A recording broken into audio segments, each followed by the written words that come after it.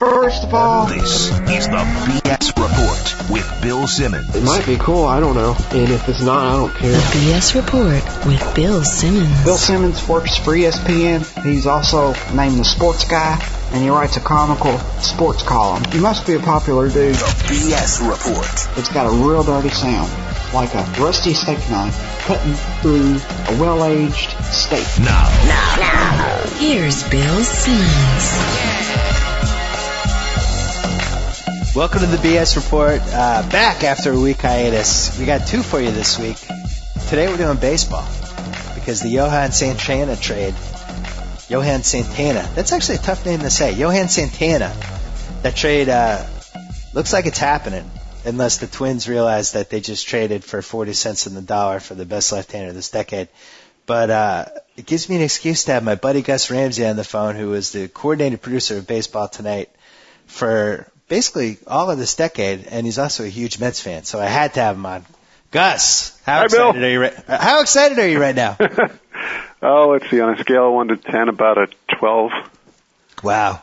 So I was on the MetsBlog.com website, which is a great resource for all Mets fans, and all winter long the guy posts the Mets fan confidence rating based on polling and stuff, and it has been hovering around 6 the entire offseason. Today it's up to about 8.3.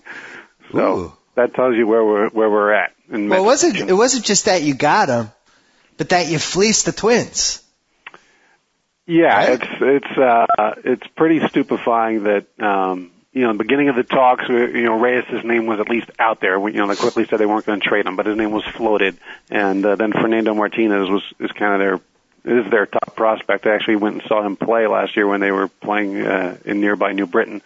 And that kid's a special player. So to not have to give up him and to keep their most polished prospect pitcher in Mike Pelfrey, that's a great job by Omar Minaya. So you're thinking the Twins in December, they're juggling these offers. They're saying, I want this. We're going to play the Yankees and Red Sox against each other. And then all of a sudden Hank Steinbrenner basically loses his mind. He says, you're not going to hold me hostage here. The Red Sox, who apparently were in it all along just to block the Yankees, all of a sudden they back off, and here come the Mets just flying in. Well, up until a week ago, I really didn't think that it was going to happen. You just had to assume the Yankees or the Red Sox would say, you know what, he's the best pitcher in baseball, so we gotta get him just so the other team doesn't have him, kind of thing. Right. So up until in Steinbrenner, he was in, he was out, he was in, so you didn't really know what to think there.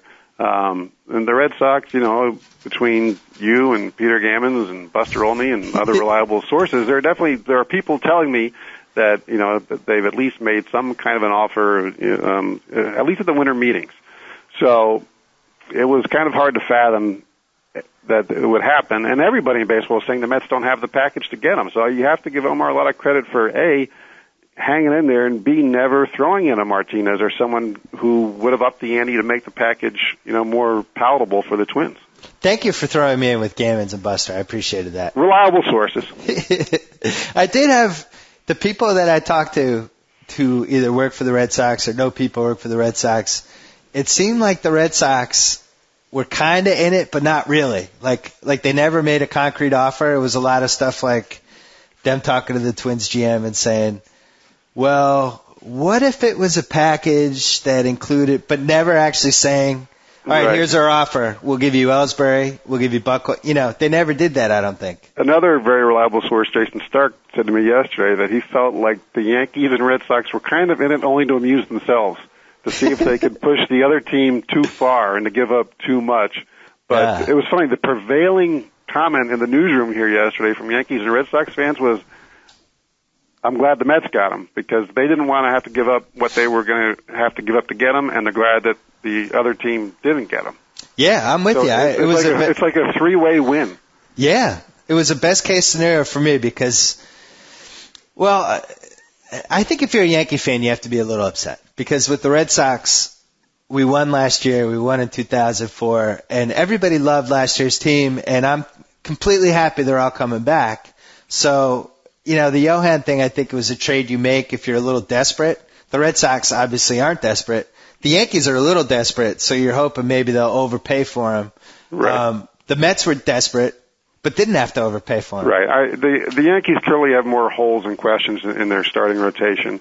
And I think if I'm a Yankee fan, I look at what the Mets ultimately gave up and say, why couldn't we match that package even without Phil Hughes in there?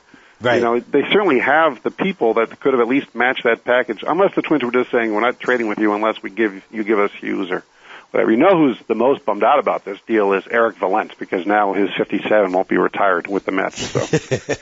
And Rafael Santana will no longer be the greatest Santana to play for the Mets. So there are two guys in Mets Nation who are a little bummed out today. Yeah, but Rafi still has that other tag, though, that he'll always get to carry with him. What tag is that? He was legendary in the locker room. Oh, well. In the showers. And he won a ring. And he won a ring. And Johan has to do that. I mean, Lord knows the Mets have made trades that I have been extremely excited about that, didn't pan out. See Robbie Alomar and the signing of Mike Hampton, who only stayed around for a year. But it's funny, you look at what did they give up part of it? Randy Johnson, when the Mariners traded him to the Astros, they got back Freddie Garcia and Carlos Guillen, who at the time you're like, that's all they got for Randy Johnson, but those guys, were real valuable major league players. So, and there's a long list of those kind of guys. But I am all for trading prospects. That's why you have them. Yes. You have a known quantity there, and it's a little scary what happened the second half of the season with him last year and the 33 home runs. But you would just have to think going to the National League, pitching in the pitcher's park. I mean, he still had a 3.3 ERA in the American League. So. You and I have always been in the give up the prospects for a sure thing in baseball. Yeah, I just think more often than not, even the Robbie Alomar trade at the time, just because he didn't pan out didn't make it a bad trade. And the Mets gave up Matt Lawton, Alex Escobar, and Jared Riggin, and then two other throw-ins later in the year. But it's not like that trade came back to haunt them, other than the fact that Alomar didn't perform to the level that you thought he might. Right. And I think the best example of a prospect for sure thing trade is the Pedro trade, because the Red Sox had three sure things in their farm system. Brian Rose, Carl Pavano, and Tony Armas Jr. basically gave Montreal their choice of any of the two. Montreal picked the two. None of those three guys really made it. Pavano made it for 2 years, hurt his arm, that was it. But the Red Sox ended up getting 7 or 8? 7 years out of Pedro. I think the worst case scenario is probably the Larry Anderson trade. Right. But even in that case, it was more of a. The real problem is that the Red Sox just scouted their own guys incorrectly, because they ended up giving up Jeff Bagwell, and we know how that turned out. But the problem is that they traded the wrong guy. They should have given up Scott Cooper for Larry Anderson, and they needed Larry Anderson, so it was a defensible trade, Right, and people remember that Bagwell trade because it's much more the exception than the rule. Mm-hmm. There are many more trades where you traded away prospects. I mean, even just like the Mets traded Preston Wilson and two other guys you never heard of to get Mike Piazza. I mean, you're gonna make that trade every single time. What was the Joe Nathan trade? Was it Joe Nathan, Brzezinski, and Boof Bonser? Yeah, with the Giants. Yeah, I forget who the Giants got though. That's pretty sad. I remember all the guys the Twins got. And none of the guys, or maybe no, the Twins traded Brzezinski. Was that it for Nathan and Bonser? I forget. I remember that one. Yeah, they traded him and Booth Bonser and Francisco Liriano. That's what it was. For AJ Brzezinski. Yes, that was the worst case scenario, I think. Right. So the Twins have been on both sides of it. Well, you know what else is interesting about the Johan trade for you? The Mets have, ever since the mid '80s, have developed a nasty habit of picking up these Cy Young winners about 3 years after they won their last Cy Young. Yeah. And now you actually have a guy who's still in his Cy Young form. Yeah, it's we got Saberhagen when he was going to be 29, 2 years removed from a great year, and he was okay, but certainly not what you had hoped. The best one was really the other trade we made with the Twins. We got Frank Viola, and they got Rick Aguilera and Kevin Tapani, who were both contributors and big contributors to their '91 World Series team, and two other guys, but Viola was our last left-handed 20-game winner and pitched well for us. So one thing you and I talked about yesterday is that now they have appointment viewing pitching again, which is always exciting. I mean, it's basically been Seaver, Gooden, and Pedro his first year when he came over, more so because of who he was, not necessarily but charisma. What he was. You just wanted to see the spectacle and how the ballpark react kind of thing. But it's always a bonus when you have that guy who you have to schedule your week around. Yeah, and I think that's the final level you can get to as a pitcher. Like you can be a really good pitcher, you can be a great pitcher, you can maybe even win a Cy Young, but if you become a pitcher that the fans of their team are making sure, I can't do a date on Thursday, Johan's pitching that night, like once you get to that level, I think you've really accomplished something. You know what this trade kind of reminded me of when the Sixers went out and got Moses. Because they were coming off of a couple devastating seasons. They lost to the Lakers in the finals in the year that, with Magic, and Kareem didn't play, and on paper maybe you thought the Sixers were the better team. And then they blew the 3-1 lead to the Celtics. And the Mets are coming off 2 devastating seasons. Yep. And they went out and got the biggest fish in the pond, kind of a we owe you one kind of thing. Plus they're going into a new stadium next year. They have their own network, which, I just picked up, and so now I'm excited to watch like the Mets Hot Stove Report. And wait, you left out one other similarity. What's that? The Moses was a discount deal. They gave away Caldwell Jones and a future number 1. Right. So yeah, it's similar in that regard too. And Dr. J is kind of like our Pedro, the flashy guy who's at the towards the end of his career but can still contribute. If you want to take that one step further, Moses still had his fastball that first year with Philly, and he won the MVP, and that was like the last year of his run where he was the dominant center of that. Yes, hopefully that won't be the case with Santana since they're going to pay. Well, that's what I was going to say. Like maybe $150 million.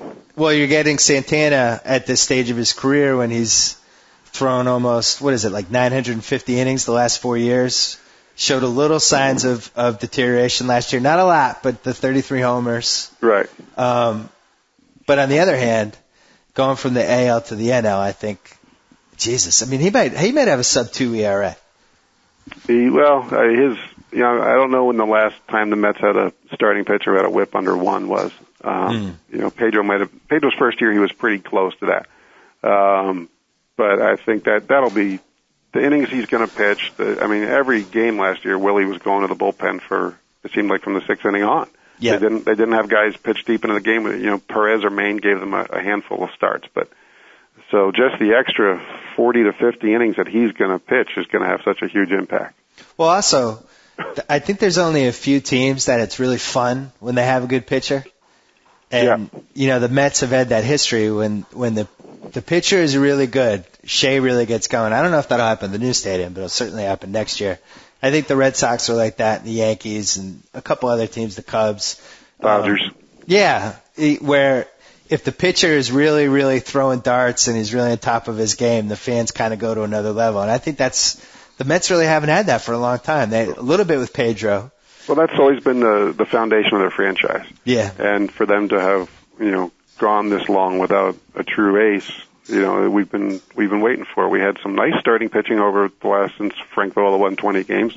Al Leiter had a good run. Hampton had a good year the year he was with us, and there have been other guys step in there, but nothing like this. Is he Venezuelan? Yes. So what's the Latin American clubhouse breakdown? What is it? Delgado's Puerto Rican? Yes.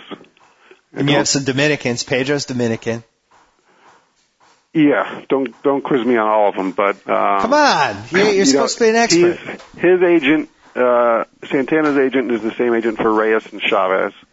So those guys, should know each other in some way, and hopefully that'll help grease the wheels on. I always get worried when there's too many different countries. Yeah. So, somehow, for some reason, it doesn't mesh totally right because the guys all stick together with their own country. That's Pedro's defining role in all of this. He transcends all that, and in a lot of ways he will buffer some of the attention Santana's going to get, which will be a good thing for him. And Pedro's comeback is as significant to this team as whatever Johan Santana does. Pedro's got 2 years left? No, this is his last year. Uh-oh. Yeah. Oh, this is repeat of 2004. Yeah, you trade for the guy, the big money guy in the last year of his contract. Pedro going in, like Schilling all over again almost. Yeah. Except Pedro won't be as adamant this time that he deserves a huge deal, I don't think. Yeah, as far as I know, he doesn't have a website that he'll be blogging on every day. That's probably true, too. So you got Johan, you have Pedro. El Duque. El Duque, is Pelfrey ready or is not ready? I don't think. My guess is he would start in the minors. Although I guess there's some talk that he'll compete for the 5th spot. And maybe Alduque goes to the bullpen. But I would think, knowing that Pedro and Alduque are not getting every start, they're not making 33 starts each. You figure Pelfrey's going to get 15 to 18 starts just pitching for those guys. Mm-hmm. So I would prefer to have him in the minor leagues working as a starting pitcher all year long, and then call him up when you need him. But then you have guitarist John Mayer as your 4th starter. Yeah. And then who's number 5? Alduque. So who's number 3? Oliver Perez. Oh, I forgot about Ollie. Yeah, Maine and Perez both won 15 games last year. That's a nice team. So, do they have question marks? Sure. But who's your setup guys? We still have Eilman, and Duaner Sanchez is going to return from his taxi cab injury of almost a year and a half ago. Those taxi cab injuries are tough. And they picked up Matt Wise from the Brewers, who was having a great year last year until he drilled somebody in the head and then kind of went in the tank after that. So hopefully they can get him straightened out. And they have Wagner, and they have arms. So is your payroll now, assuming that they sign Johan $25 million a year, that pushes you to the Red Sox Yankee level, right? Yeah, it came out last week. We were 4th. I think it was Yankees, Red Sox. I want to say maybe the Dodgers were up there, the Cubs and the Mariners were all up there. So yeah, they'll after the Santana deal, they'll be in the top 3. The interesting thing is Omar. Last year he gave Wright and Reyes extensions and kind of relatively good prices, especially Reyes's. I think in 2 or 3 years those contracts you're going to look at and go, wow, that's all they're paying them.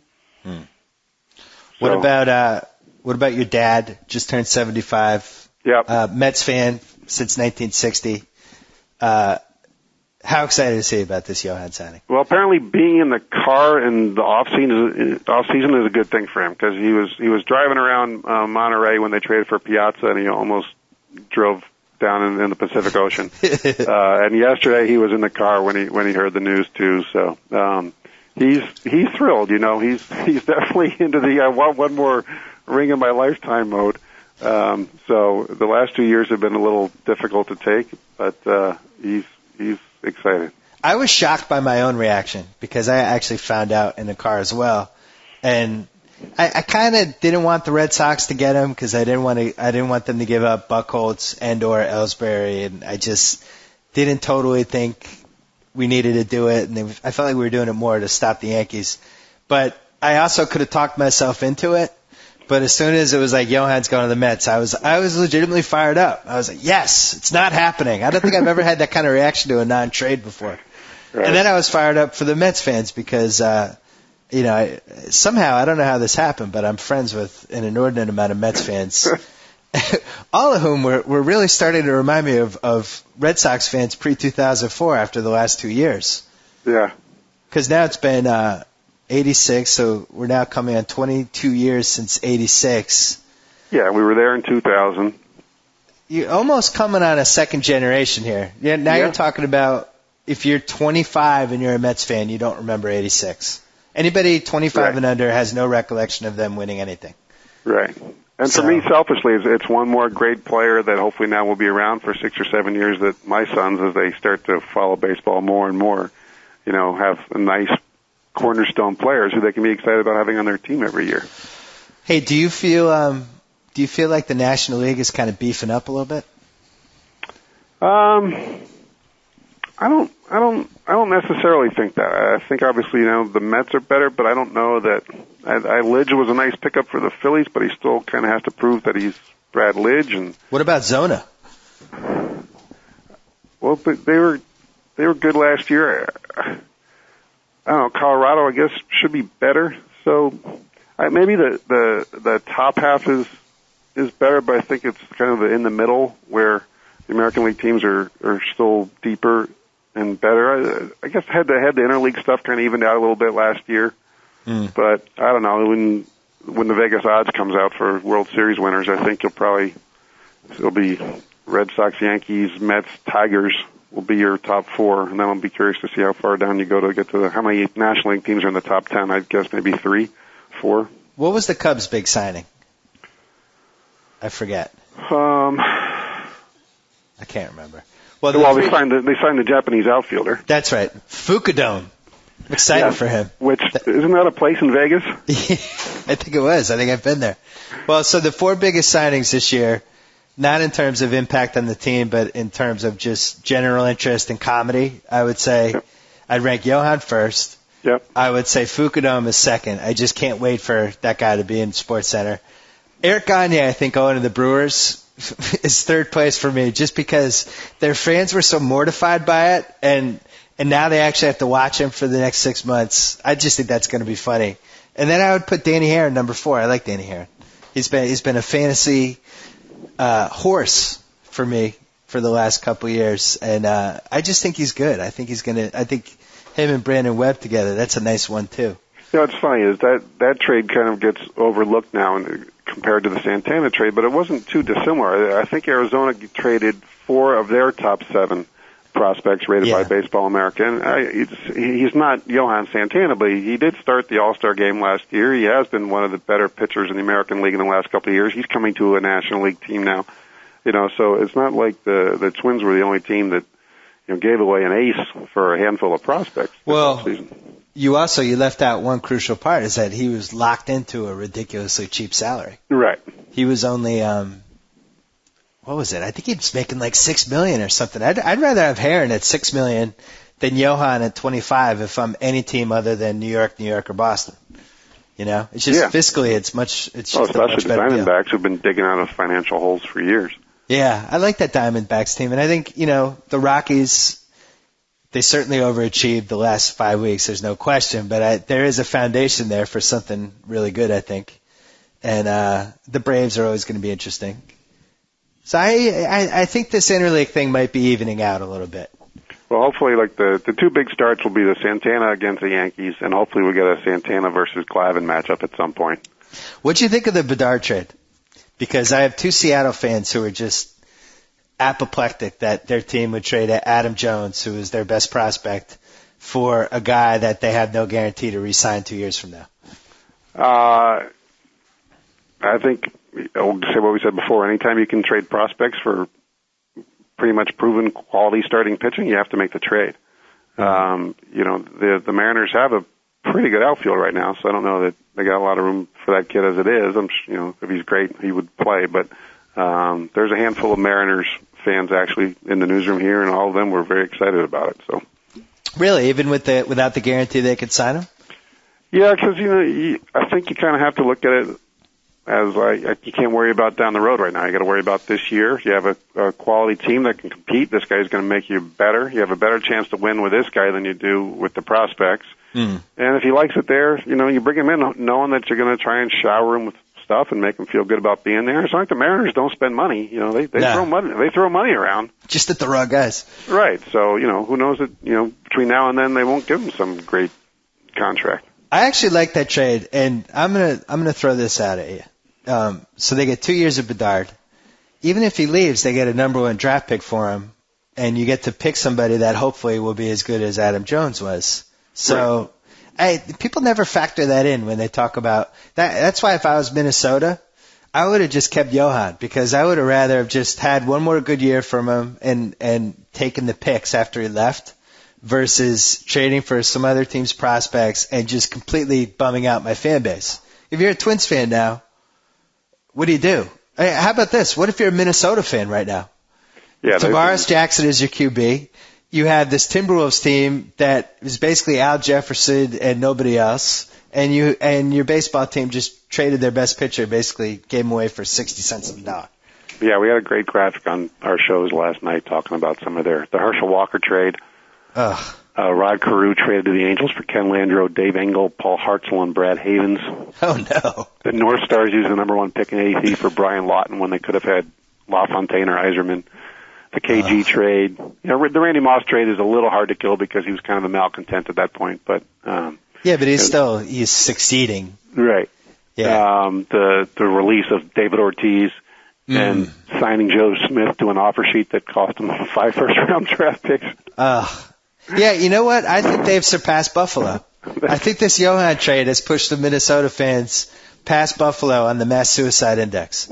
Well, yeah. I mean, at the very least, Twins fans can say that they've won a World Series, but they're right there with the Bills in the Super Bowl. And, well, when was they won in '88, and when was the other one? '91. Well, they lost to the Braves in '91. Oh yeah, they won in '88. Yeah. And then they gonna have to look it up. No, they didn't lose in '91. They won in '91. They won 4 games to 3 in '91. Yeah, remember that was the Jack Morris 10-inning game that should have put him in the Hall of Fame by himself. I'm sorry. Right. But that was it for them.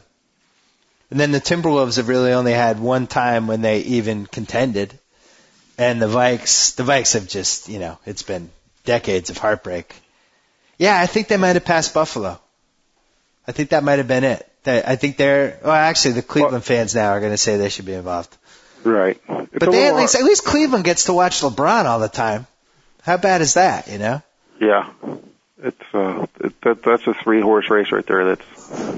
And the Twins are moving right into a new ballpark too, so that's a little dicey too. It's like, hey, come out and see Carlos Gomez. You know what they're calling that? The Fuka-Dome.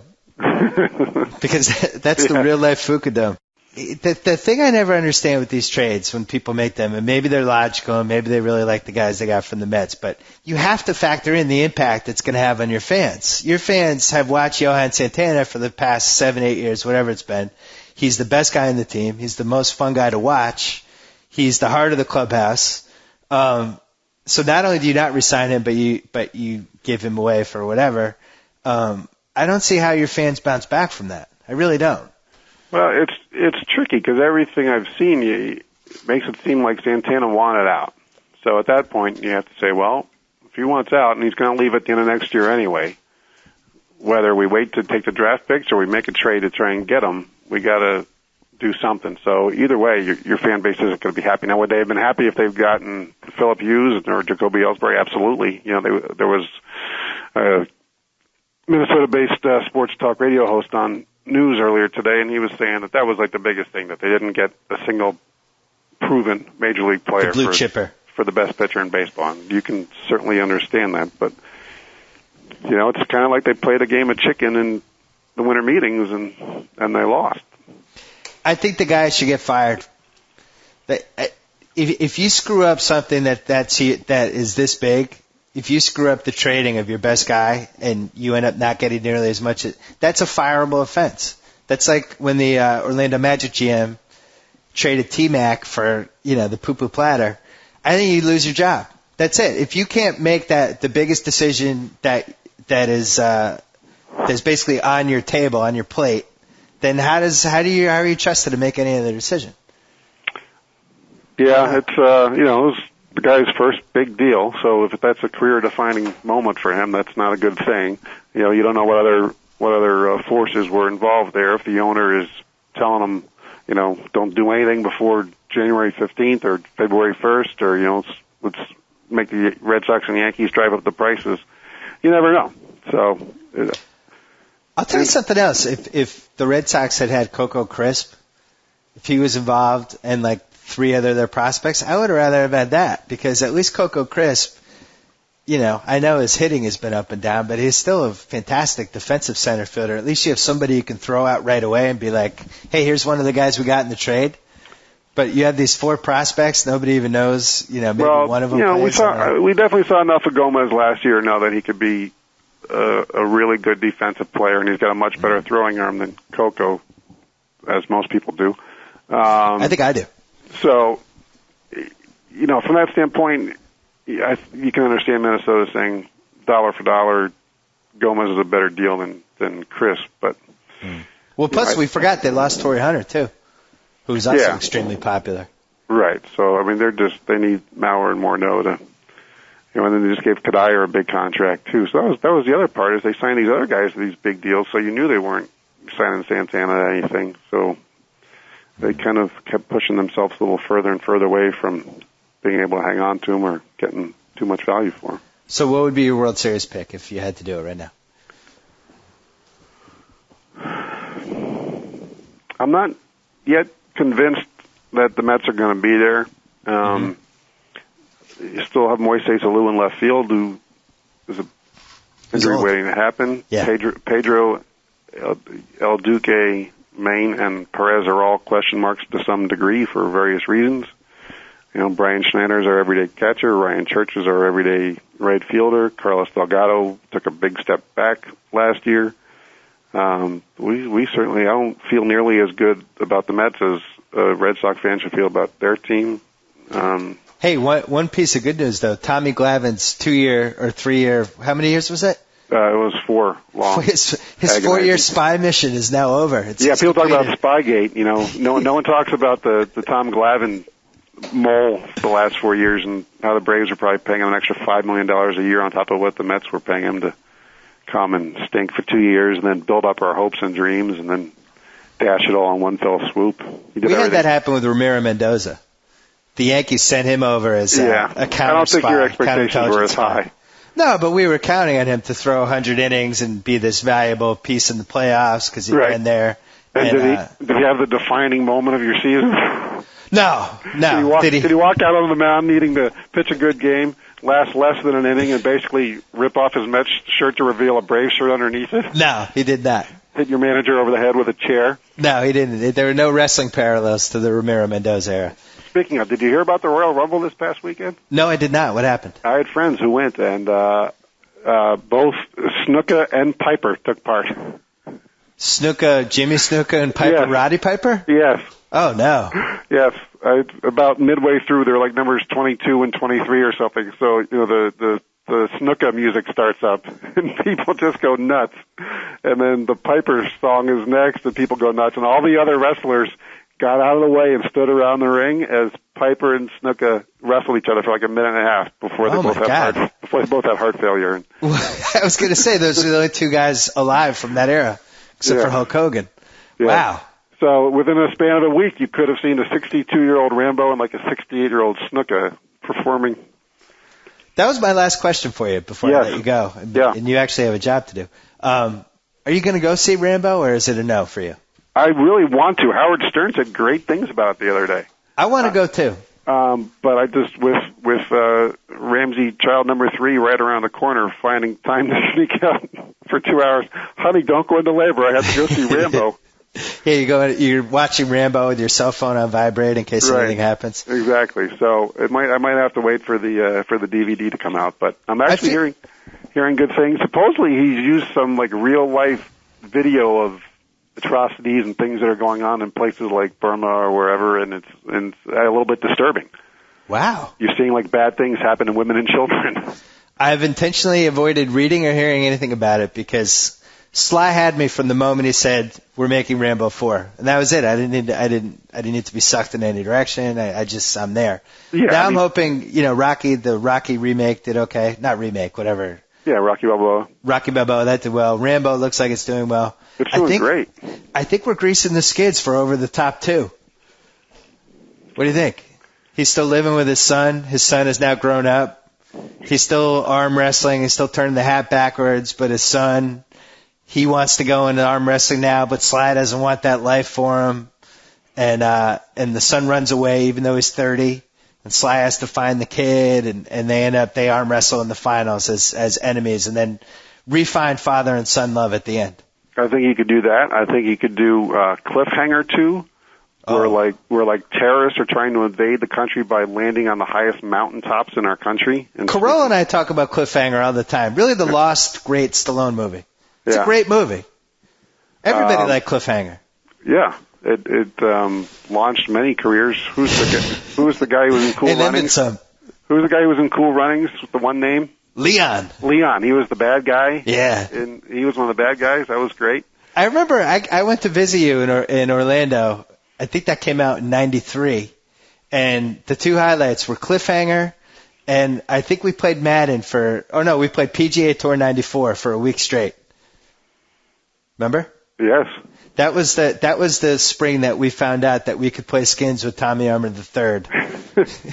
It just have him because for some reason Tommy Armour III was in PGA Tour '94, and he was so bad that it was fun to play with him. He'd shoot like an 85, but then would somehow come in and steal one of our skins. But, that should be your one of your podcast quests for 2008. Is to Tommy find Armour the third and get him on. That's a good one. All right, I would also my Stallone film would be Stopper. My grandmother would shoot. Nah, I don't want to. Yeah, I don't want. She's older now. But What about Rhinestone 2? She's still packing heat. Stop where my great grandmother was. Yeah. There we go.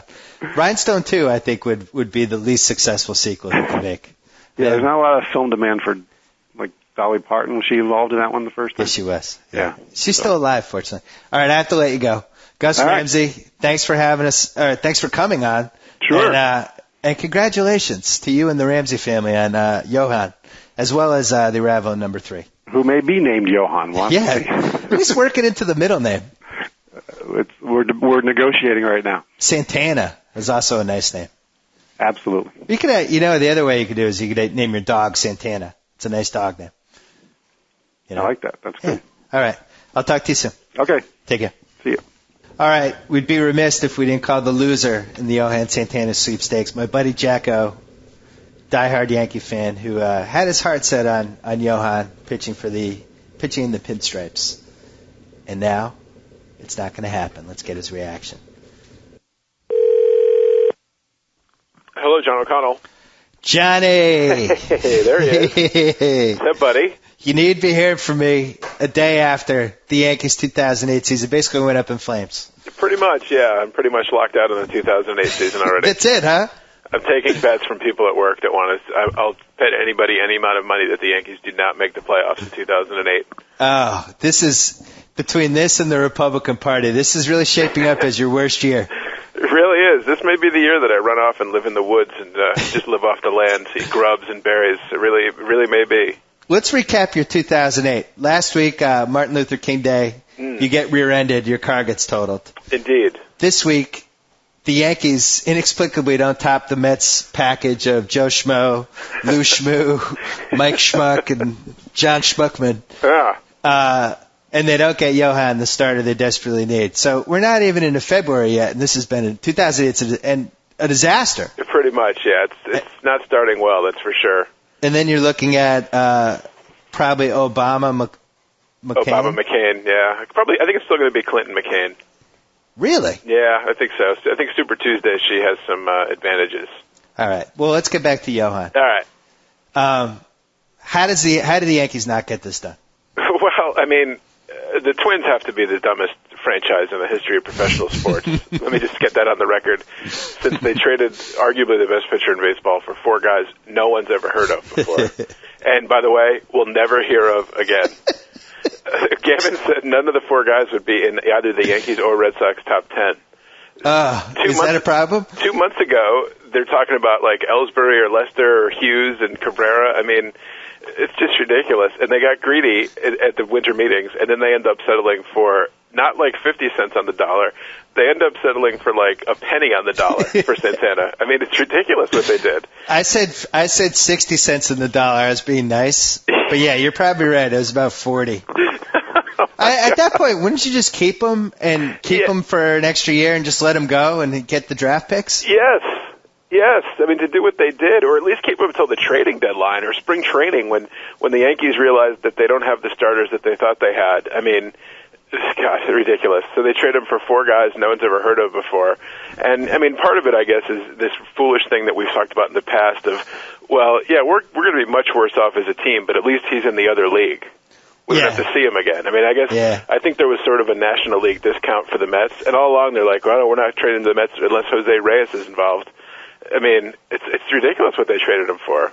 Yeah, the Twins GM is like, look, listen, I could have gotten Phil Hughes, but the good news is he's in the other league. Yeah. He's not going to be beating us when we're 62 and 100 next year. So instead we're going to go 64 and 98. So guys, back off. Right. And with Phil Hughes, we could have had, maybe a starter that someday would be near Johan. You'd have a, competent young guy that's, exciting to watch. No, you're going to have Carlos Gomez hitting 260. I just had my buddy Gus on the phone, who's a Mets fan, the winner in the Johan sweepstakes. Yes. And I was saying about if you're a Minnesota fan right now, not only, Moss, Ortiz, KG, and then on top of everything else, now Johan, and it's like minus 10. It's probably like minus 10 a minute. That's right. It's probably the most bummed out a sports fan has ever been. As a fan of Absolutely. these Minnesota teams today. But if you're a Minnesota Twin fan and you go to that stadium and you give any kind of money to your owner, who's like one of the wealthiest guys in the world, and won't pay players, then you're a fool. You get what you deserve. Like, if anybody goes there and watches games, you're an idiot. I'll say that to the people of Minnesota, and later emails come in. If you go see the Minnesota Twins play, you are an idiot. You know what? We always hear threatening of a fan boycott. Right. But this really seems to be the one time. Because didn't he soak them for a new stadium Yes. that was like paid by tax dollars and stuff? The guy's like the wealthiest guy in Minnesota. I'm not sure what Right. that really means, but he's also one of the wealthiest guys in America. Now I've completely thrown Minnesota. There goes Iowa and Minnesota and New Hampshire. Yeah, for your political future. I only have 46 states besides Connecticut that I can now show my face in. The numbers are dwindling. No, the Minnesota fans agree with you. But the guy's like one of the wealthiest guys in America. He soaks the taxpayers out there, and I frankly can never understand the notion of why some guy making like $30,000 has to pay more in taxes so that a billionaire can pay millionaires. I know. When there's no economic benefit to communities. It's been shown time and time again. And I love sports as much as the next guy, more than the next guy. But so they have their wealthiest owner who somehow has to have a payroll of $14, basically. You have the best pitcher in the game, and then they trade him for a nickel on the dollar. I just don't. And I'm still going to go and like pay my Minnesota Twins season tickets. I don't get it. And obviously I'm bitter because I wanted to be on the Yankees, but so take that for what it's worth. But still. Yeah, at least with the Royals fans, they can kind of talk themselves into being like, well, we're a small market and our owner is not totally loaded. Like right. this Minnesota guy soaked them for the tax money. He's rich. There's no rational reason why they can't at least have a team that's in the median. Like Milwaukee spends what, like 70, 75 million. Like, right. There's no difference between Milwaukee and Minnesota. None. And I don't get it. I don't know what Carl Poldad looks like, but I like to envision that he looks like the guy on the Monopoly game with the top hat and a monocle. He's lighting a cigar with $100 bills. God. I mean, and the Yankees why the Yankees wouldn't step in at the last minute yesterday at like 4:30 and say, all right, we'll give you Hughes and Cabrera. Let's cut the nonsense. I think that the guy told him, the guy called and said, look, here's what I'm going to take. And he said the four guys, and Steinbrenner was like, you a-hole. That's it. I'm tired of being lied to. There's no way you're accepting that package. Yeah. And then he hung up on the guy, and then it was on SportsCenter. And you know what? They probably called the Red Sox, and they were like, hey, we got our final offer from the Mets. And the Red Sox are like, did the Yankees make a final offer? And the Yankees, they were like, no. And the Red Sox were like, geez, we'll get back to you. The Twins called him, and they were like, so, remember in December you said Ellsbury... So wait, you said the Yankees are out of it? Yeah, so anyway, Ellsbury. Can we call you back 5 minutes? And that was it. Yeah, pretty much. I mean, the Red Sox played it perfectly. What can I say? I wish I couldn't say that, but I could. And what kills me is every Yankee fan I see that's like, oh, I'm so excited about the prospects. Ooh, the prospects, yay. Like everybody treats it like a fantasy league, and you want to be like the cool guy because you found somebody in the 7th round that's like a diamond in the rough, and oh, you're so clever. How about you just go get the freaking best pitcher in baseball and be a number one starter, and we can don't be so clever and pat ourselves on the back?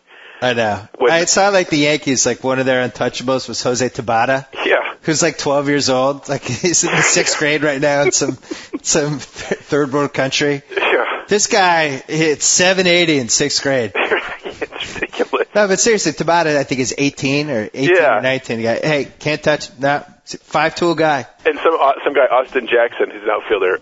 I will eat my own leg if Austin Jackson is ever a key piece of the Yankee machine. That's a nice name. Austin Jackson. Yeah, I like that name. But I will tell you something.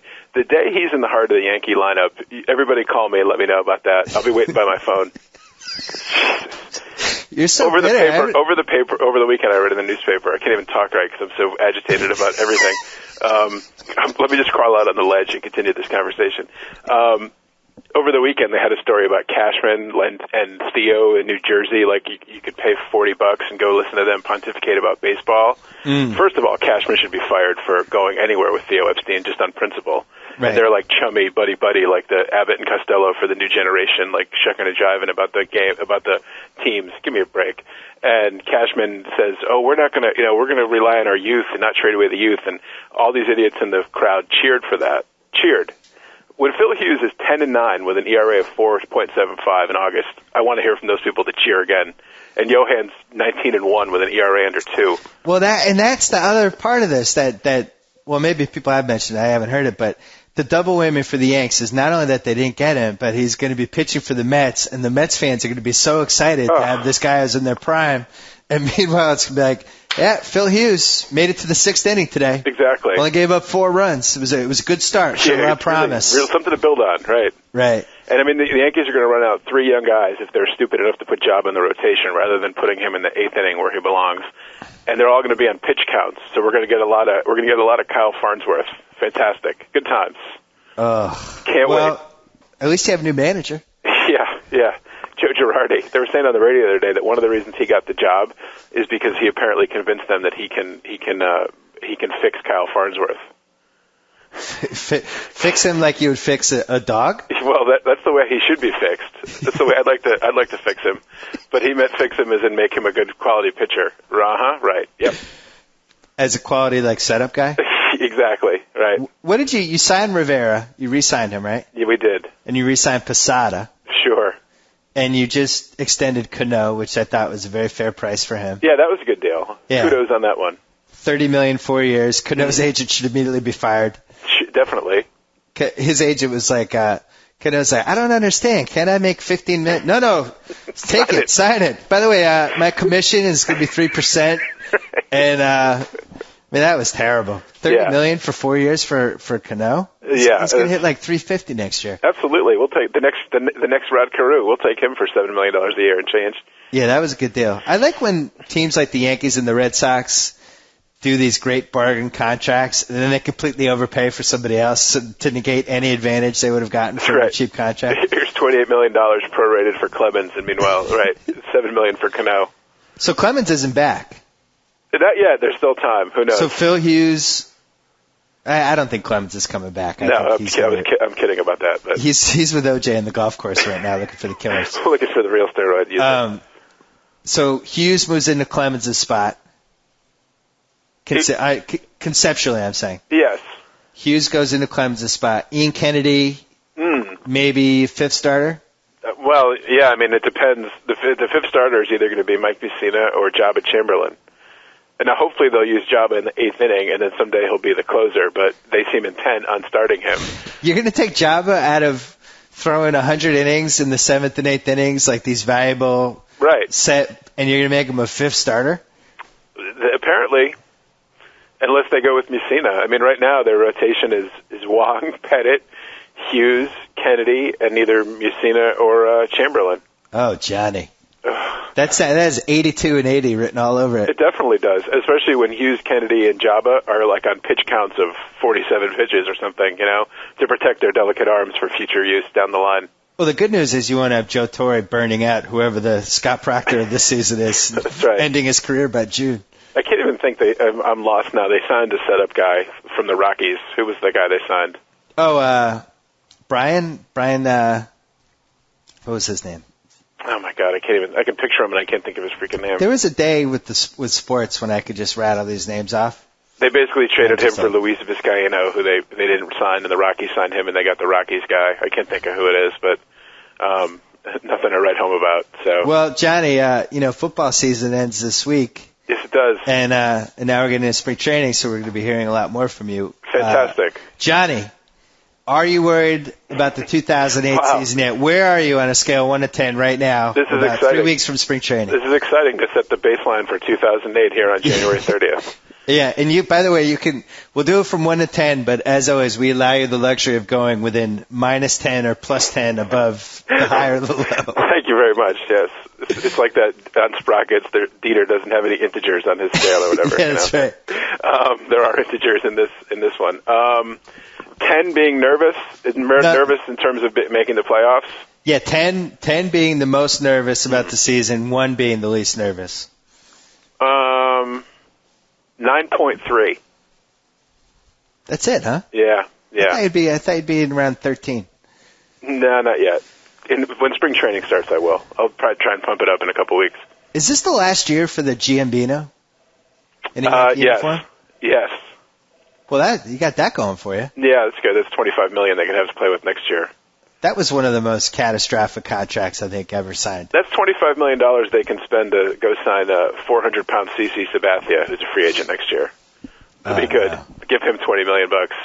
We didn't get Johan. We realized the mistake of that, so we're going to grossly overpay for free agent CC Sabathia. That's my prediction for 2009. I could see him in that unit cramming himself into the pinstripes. They'll give him David Wells' old uniform. And his tailor. Exactly. Yeah, but CC Sabathia, well, do you think there's an outside chance Johan doesn't sign with the Mets or no? They have to sign him. No, even the Mets can't be that dumb. I mean, if the Mets tried nickel and dime him now, I mean, my God, there literally would be riots in the streets of Queens. If you pulled off this trade for 4 nobodies and then you didn't sign Santana, I mean, the Wilpons would have to leave town, wouldn't they? At this point, nothing with sports surprises me anymore. Yeah, that's fair. That's if you had shown me, I'm in, as I've mentioned many times, I'm in a AL only fantasy league, which is very intensive, and I follow all the prospects, and I'm always reading the top 100 lists of who the prospect. But I'd never heard of any of these Mets guys except for the guy who played a little for them last year. I just can't believe, when the Red Sox traded for Pedro, we gave up Rose and Pavano, who were like the crown jewels of our farm system. Rose and Pavano. Right. No, we gave Pavano and Armas. Right. Who were 2 of the 3 crown jewels we had. I don't understand how the market has dropped for a number 1 pitcher like this. It's ridiculous. It doesn't make any sense. I don't get it. I mean, I know he wanted or wants, 6 years of $150 or whatever, but I understand, teams were reticent to give up prospects and pay a lot of money. But, what Barry Zito signs for $135 million, I think that might have frightened some teams off too. So, yeah. Hang on a second. Come on in. Oh, you got to go. No, it's okay. Oh, I thought we were going to get an actual work moment with Jack O. That would have been exciting. Thankfully, just a false alarm. Before we let you go, anything else you want to talk about, or do you just want to go bury your head in the sand? I'm just going to go get in the fetal position under my desk if it's okay with you. All right. All right, buddy. So you're 9.3 to start the 2008 That's season. That's the baseline for January 30th of 2008, yes. Excellent. All right, we'll talk to you soon. All righty, take care. Take care. All right, bye-bye. So I get to sign off. Whoa! Thank you for downloading the BS Report with Bill Simmons. Too much fun. Check out more podcasts at the iTunes Music Store or at Pod Center at ESPNradio.com. Peace out.